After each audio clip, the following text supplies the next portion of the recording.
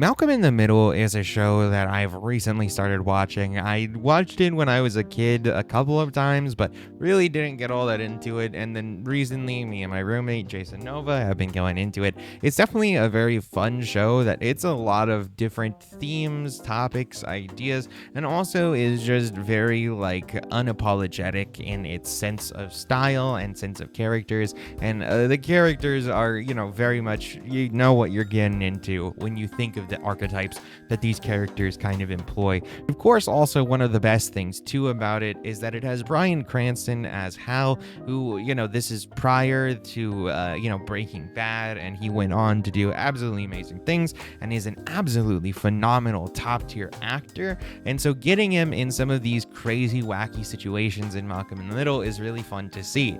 However, the episode recently that caught my eye the most was an episode that kind of predicted Min's obsession with podcasting and doing what I'm doing right now. Essentially, the episode sees Hal finding his old equipment from college that basically was to pirate a radio station and to put out broadcasts to a local 3-mile radius, and he called himself Kid Charlemagne. So half the campus is goose-stepping down to the bonfire to be brainwashed by the Stepford cheerleaders, the Pied Pipers of Pep.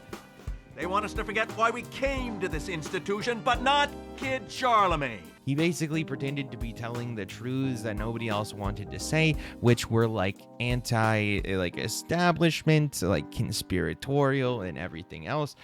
Bush did 9/11 type shit. And ultimately, it's really funny because one, at first, he seems very kind of obsessed with this idea that the FCC is going to track him down, which are well, that'll never happen, until they genuinely do track him down and start chasing him around as he's trying to broadcast his thoughts. But also we see that Hal has a genuine obsession with being heard in these ways. Basically what we see is that he, rather than going and getting a therapist and talking that way, he loves talking into a microphone and getting out these ideas, even though he doesn't really know that there's anybody listening, especially considering it's such a small radius that's being broadcasted to. Also, there's a fucking hilarious scene where he brings in the cassette that is recording this stuff that he's saying, and he puts it on for them to listen to in the family dinner room and stuff. And ultimately it is a very hilarious moment where he thinks that they're all going to side with him and be like, who's that guy? He's saying what we're all thinking. And he even makes this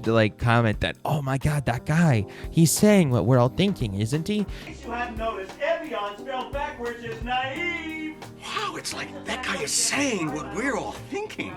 Hal, will you turn that racket off? Oh, I guess I can't expect a suburban housewife to understand.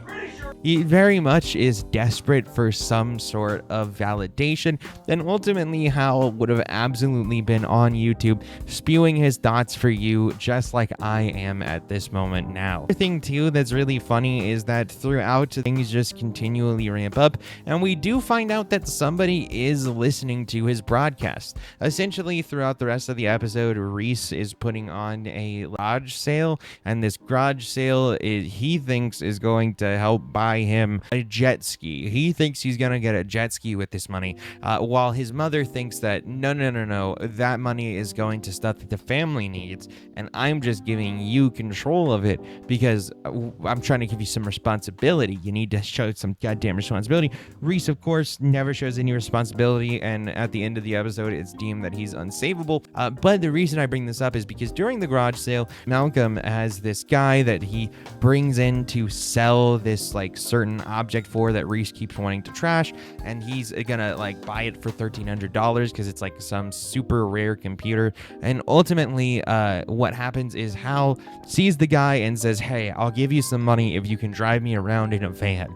And he takes his equipment in the back of the van in order to get away from the FCC, and is driving around broadcasting his ideas as the FCC hunts them down and chases them in a van. And it's just this very funny, over the top fucking moment that feels like a precursor to what we would get with Heisenberg later.